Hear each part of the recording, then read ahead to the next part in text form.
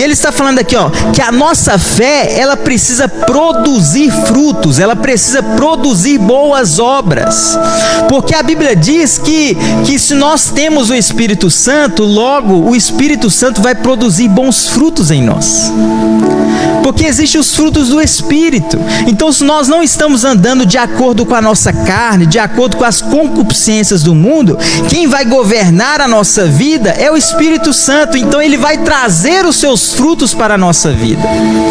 Então, nós precisamos ter um grande equilíbrio e não exaltar demais a graça de Deus como se eu pudesse viver no meu pecado, como se o Evangelho não afrontasse a minha vida cotidiana, o meu pecado, a minha conduta. Mas o Evangelho, a palavra de Deus, ela precisa confrontar a minha vida para me ter uma mudança diária na presença de Deus. Tiago, ele diz, olha, até o diabo crê. Você crê que há um Deus só? Faz bem, porque o diabo, ele crê. A Bíblia diz que ele estremece. Ele vai falar, olha, que sem fé, a fé sem obras, ela é morta. Por quê? As obras é a materialização da fé. Ele fala, olha, você tem fé e não tem obras? Mostra a sua fé sem obras e eu mostro a minha fé com as minhas obras. Ou seja, ele está falando que a fé produz frutos. A fé, ela produz prática na vida. A fé, ela produz comportamento. O Evangelho não consiste apenas em algo intelectual, algo que fica só naquilo que eu acredito. O Evangelho consiste, ele influencia a nossa área comportamental. É isso que Jesus está falando. Jesus está falando aqui, olha, ele está falando acerca dos falsos profetas. Aí como que Jesus ensina, como que nós vamos identificar um falso profeta? Aí ele começa ensinando, olha, você vai identificar os falsos profetas, não é através da fé que ele professa, não é a fé que ele afirma com seus lábios que você identifica o falso profeta. Aí Jesus vai falar, olha, você vai identificar os falsos profetas através dos seus frutos, através daquilo que ele faz, através dos seus frutos, através da sua prática, através da sua conduta, através do seu comportamento.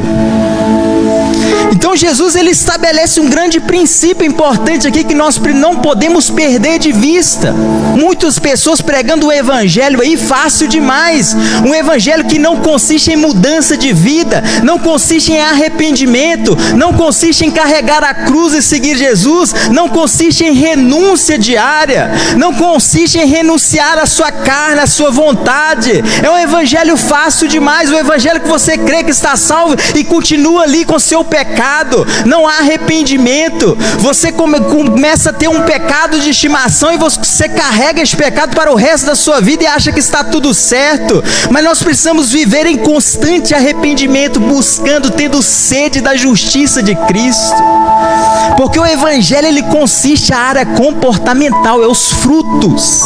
Jesus está falando, ó, vocês conhecerão os falsos profetas pelos seus frutos, não pela fé que ele confessa. Aí Jesus, ele continua dizendo, olha, pelos seus frutos você conhece a árvore. E fruto é algo mais profundo do que obra, porque obra muitas vezes é aquilo que nós fazemos com as nossas mãos, mas o fruto diz respeito àquilo que nós somos, é a nossa essência, gerado pelo Espírito Santo. Ele vai falar sobre os frutos do Espírito, né? A bondade, a benevolência, o domínio próprio, o amor. São aquilo que está dentro de nós, gerado pelo Espírito Santo. É um coração contrito, um coração quebrantado. O fruto, ele é muito mais profundo do que as obras, porque obras até os espíritas fazem, várias religiões fazem obras boas. É por isso que Jesus, ele é mais profundo aqui. Ele não está falando de obras apenas, mas ele está falando de fruto. Pelos seus frutos vocês irão conhecê-los. Olha que interessante, Jesus está dando legalidade e autoridade para nós julgar um profeta, julgar através dos frutos. Ele está dando autoridade e autonomia para a igreja fazer um diagnóstico de um profeta.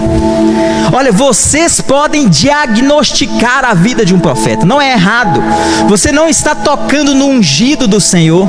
Se você ouve uma profecia, você pode examinar aquela profecia, você pode diagnosticar aquela profecia, você pode examinar. A Bíblia diz que se a profecia cumpre, ela vem de Deus. Se ela não cumpre, é porque ela não é de Deus. Mas Jesus está indo mais profundo fundo aqui, ele não está falando para a gente julgar a profecia apenas. Ele está falando para a gente examinar a pessoa. Ele está falando assim, pelos seus frutos vocês os conhecerão. Ele não está falando de julgar a profecia apenas, mas Jesus está falando de examinar, de fazer um diagnóstico do próprio profeta, do próprio falso profeta. Ele falando que pelos seus frutos vocês conhecerão este profeta. Jesus, ele continua dizendo aqui no versículo 21, ele diz aqui, nem todo o que diz Senhor, Senhor entrará no reino dos céus. Ou seja, quando a palavra diz aqui Senhor, Senhor, de uma forma repetida, se você estudar a língua hebraica, a língua original, quando ela repete uma palavra aqui, é porque está dando ênfase. O que Jesus está falando aqui é que essa pessoa confessava Jesus com intrepidez, confessava Jesus publicamente. É uma pessoa que confessa, é uma pessoa que aparentemente tem muita fé, é uma pessoa que confessa publicamente. Ele está falando, nem todo aquele que diz Senhor, Senhor entrará no reino dos céus, mas aquele que faz a vontade de meu Pai que estás nos céus. Olha que interessante, meu amado. Jesus está falando aqui que só confessar não basta. Confessar com os lábios não basta. Isso é fácil demais.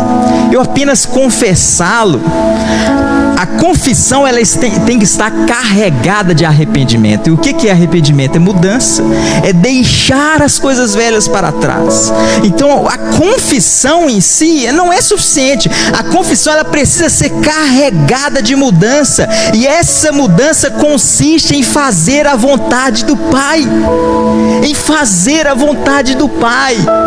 Nós precisamos encarnar isso e fazer a vontade do Pai. Não é apenas aquilo que eu acredito, aquilo que eu penso, mas é em fazer a vontade do Pai. Jesus, ele deixa isso bem claro em todo o Sermão da Montanha. Várias vezes Jesus fala isso, principalmente no Evangelho de João. Ele fala que ele veio fazer a vontade do Pai, não veio fazer a sua própria vontade.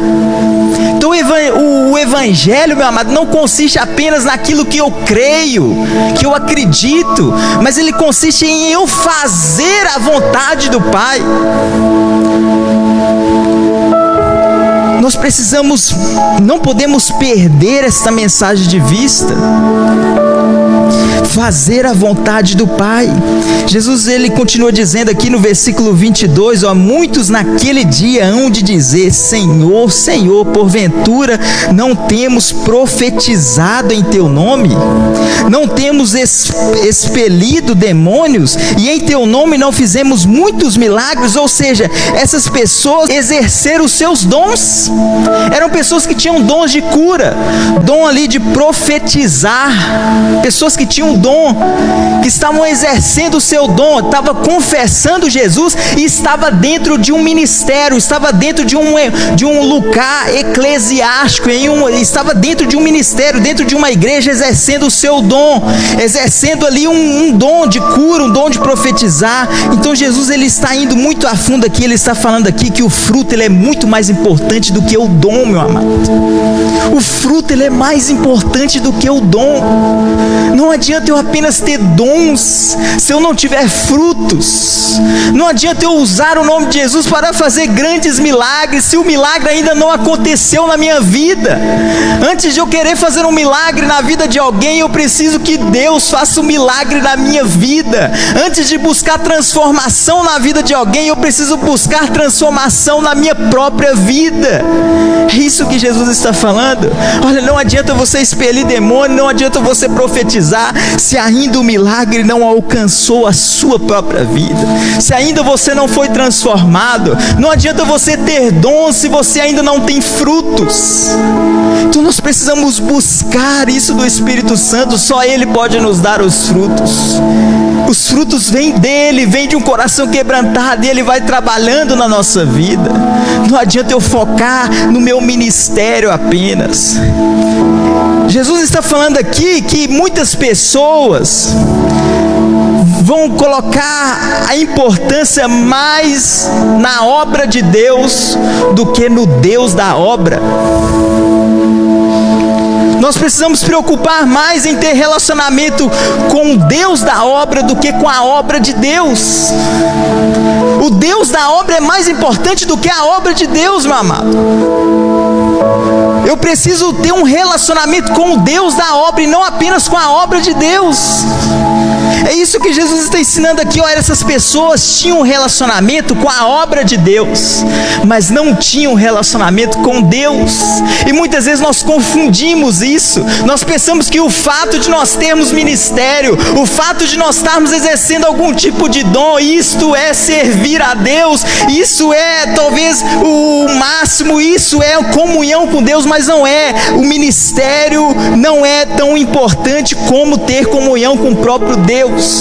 Essas pessoas aqui, que Jesus está falando, que naquele dia vão falar tudo isso, elas tinham compromisso com a obra, elas tinham dons, elas curavam, profetizavam.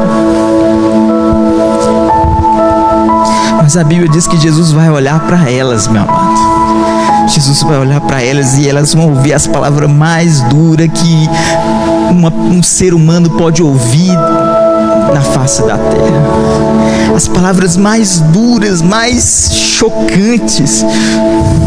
Jesus vai falar: eu nunca vos conheci, apartai-vos de mim, vós praticantes de iniquidade. Meu amado, quando o juiz bate o martelo, não tem como revogar a lei. Quando o juiz bate o martelo, não tem como voltar atrás.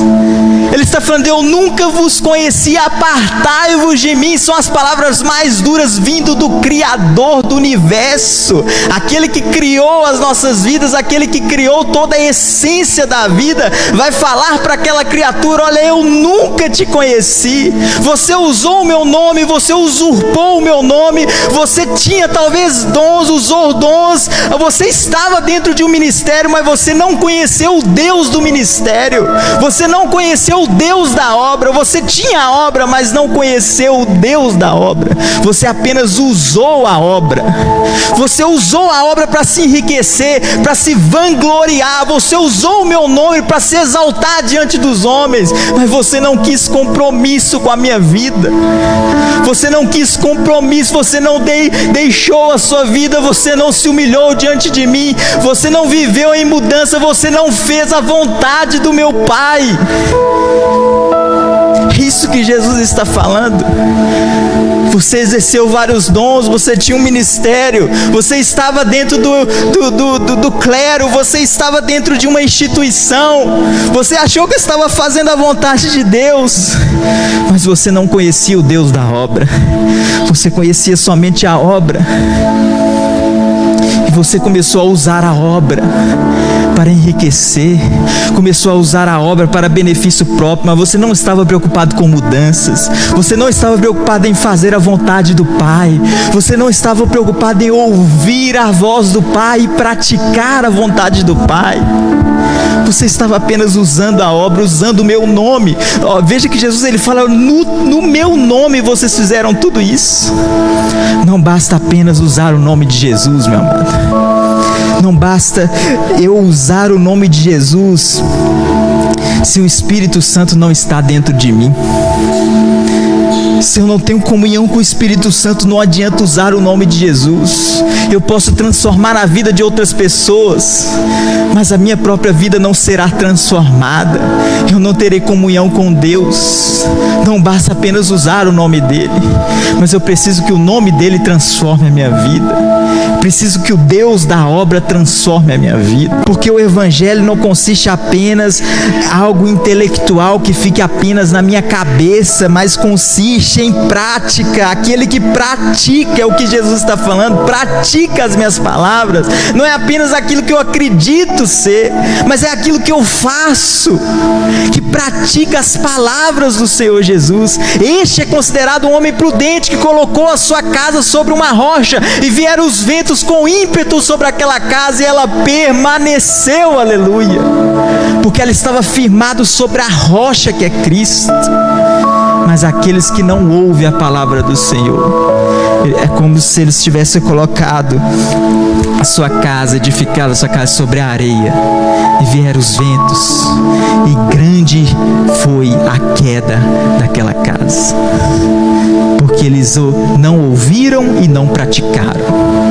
Eles até confessaram, eles até fizeram milagres, eles até fizeram prodígios, eles fizeram cura, milagres, expulsaram demônios, mas eles não ouviram e praticaram. Então a sua casa foi edificada sobre a areia, e veio o vento com ímpeto sobre aquela casa, e eles caíram e morreram.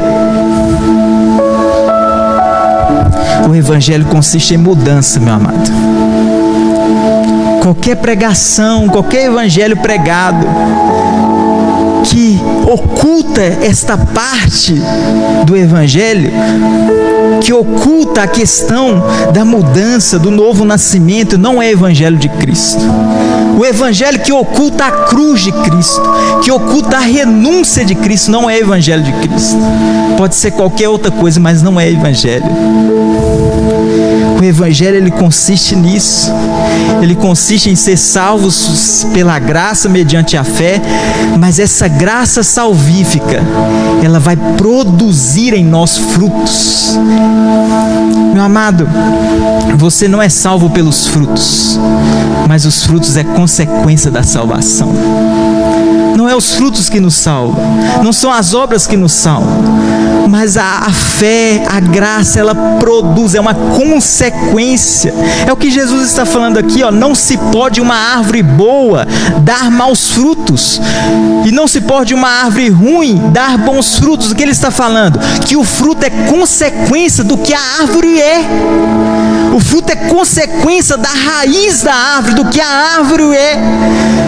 Então, meu amado, o que Jesus está falando aqui, o fruto é consequência da salvação. O fruto é que vai identificar se a pessoa realmente pratica a palavra do Senhor, se a pessoa realmente tem relacionamento com o Deus da obra. O que Ele quer fazer é uma boa obra na nossa vida. Ele quer terminar a obra que Ele começou, meu amado. Ele quer fazer uma boa obra de nós. Ele quer que quando nós chegarmos no julgamento, naquele dia, Ele quer olhar para nós e falar: olha, entrai para o gozo eterno, entrai para o lugar que eu preparei para vocês, entrai para os portões celestiais, entrai para a morada que eu preparei para vocês. É isso que Ele quer falar. Ele quer falar isso. Ao invés de falar eu nunca vos conheci, Ele quer falar eu estive com você todo momento, eu te ajudei, eu estendi a mão, eu te fortaleci, eu estava com você todos os momentos. Cada momento que você chorou, cada momento que você me buscou, eu estava ali. Ele não quer dizer eu nunca vos conheci, Ele quer falar eu estive com você a cada momento, eu estive te fortalecendo. É isso que Ele quer falar. É isso que Ele quer falar. Ele quer falar que esteve conosco. Ele quer falar que nos conhece. Ele quer falar que é o nosso amigo. Ele quer te abraçar. Ele quer colocar uma coroa sobre você. Ele quer te dar o galardão. Ele quer te exaltar. Ele quer te colocar nas regiões celestiais onde Ele está.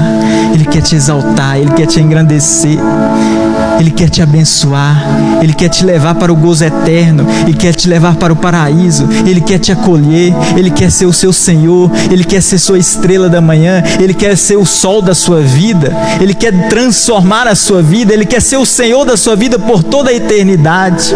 Ele não quer dizer para você eu nunca vos conheci. Ele quer dizer para você eu sempre estive com você.